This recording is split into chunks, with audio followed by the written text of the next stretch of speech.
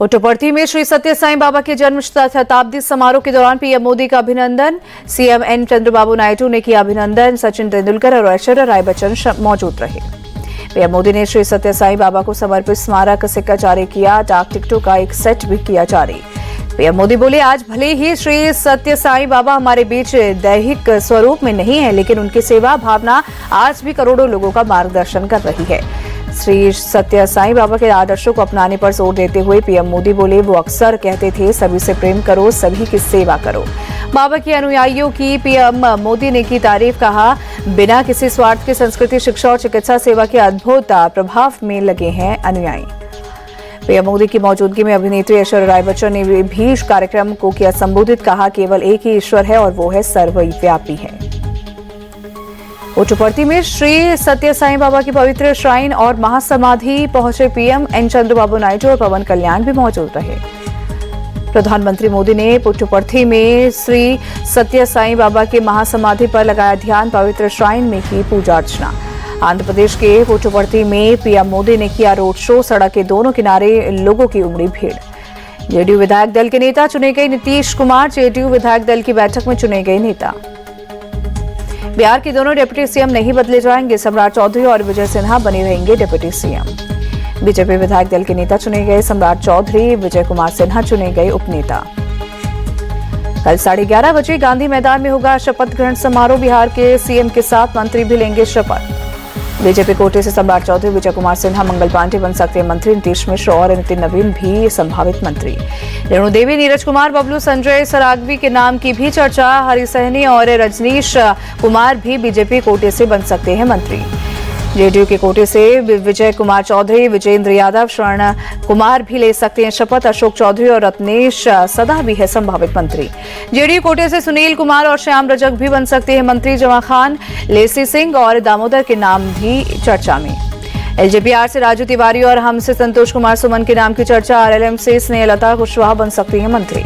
पटना पहुंचे केशव प्रसाद मौर्य, बोले, जो होगा अच्छा होगा, बिहार आगे बढ़ेगा, एंट्री और मजबूत होगा। पटना में बीजेपी विधायक दल की बैठक में सभी 89 विधायक हुए शामिल। पर्यवेक्षक साध्वी निरंजन ज्योति भी बैठक में रही मौजूद। अर्जुन राम मेघवाल भी पर्यवेक्षक के रूप में रहे मौजूद। बीजेपी कोटे के मंत्रियों के नामों पर चर्चा।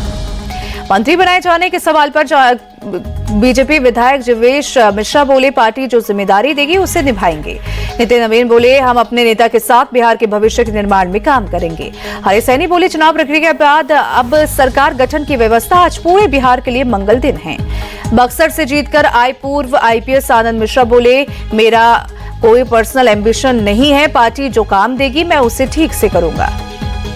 अलीनगर से चुनी गई बीजेपी विधायक मैथिली ठाकुर का बयान, पार्टी जो जिम्मेदारी देगी वो निभाऊंगी, दरभंगा के लिए बहुत काम करना है। जेडीयू से बेलागंज से चुनी गई मनोरमा देवी ने नीतीश कुमार को बताया अभिभावक। कहा, वो सभी के कल्याण के लिए काम करेंगे। बीजेपी प्रदेश अध्यक्ष दिलीप जायसवाल बोले, शपथ ग्रहण को लेकर उत्सव को माहौल। 2 लाख से ज्यादा मतदाता भी ऐतिहासिक पल के साक्षी होंगे। तेजस्वी यादव पर रोहिणी आचार्य के हमले जारी। कहा, पिता की मदद के वक्त बेटा भाग गया, उपदेश देने वाले किसी को खून तक नहीं दे सके। रोहिणी आचार्य ने कहा, लालू जी के नाम पर हमदर्दी बटोरने वाले पहले खुद किडनी दान करें। मुझे गलत बताने वाले खुले मंच पर बहस के लिए रहे तैयार। पटना पहुंचने के बाद सह पर्यवेक्षक साध्वी निरंजन ज्योति ने किया आरजेडी पर हमला। कहा, जिनकी बेटियां अपने घर में सुरक्षित नहीं, वो बिहार की बेटियों को कैसे सुरक्षा देते। मुंबई में शरद पवार से मिला कांग्रेस का प्रतिनिधिमंडल। कांग्रेस ने बीएमसी चुनाव अकेले लड़ने का किया है ऐलान। कुछ सीटों पर एनसीपी से अलायंस की संभावना। सपा विधायक जियाउद्दीन रिजवी का भड़काऊ बयान। बोले, आजम खान को अतीक की तरह मार डालना चाहती है सरकार। एक आजम खान मरेगा तो 1000 आजम खान पैदा होंगे। पश्चिम मेदिनीपुर में बोले बीजेपी नेता दिलीप घोष, हम टीएमसी को टक्कर देने के लिए पूरी तरह से तैयार। पूर्व प्रधानमंत्री इंदिरा गांधी की जयंती आज। प्रधानमंत्री नरेंद्र मोदी ने ट्वीट कर श्रद्धांजलि दी। दिल्ली में शक्ति स्थल पर इंदिरा गांधी को श्रद्धांजलि। सोनिया गांधी, राहुल गांधी और खड़गे ने फूल चढ़ाए। दिल्ली की मंत्री आशीष सूद ने जनकपुरी स्थित शनि बाजार चौक का किया दौरा। इलाके में सफाई व्यवस्था का भी निरीक्षण किया। छत्तीसगढ़ आंध्र प्रदेश बॉर्डर पर दूसरे दिन भी बड़ी कार्रवाई। सुरक्षा बलों ने 7 नक्सलियों को किया ढेर। पोलित ब्यूरो सदस्य देवजी के मारे जाने की सूचना। अल-फलाह यूनिवर्सिटी के फाउंडर जवाद सिद्दीकी को 13 दिन की कस्टडी। साकेत कोर्ट ने 1 दिसंबर तक ईडी की कस्टडी में भेजा।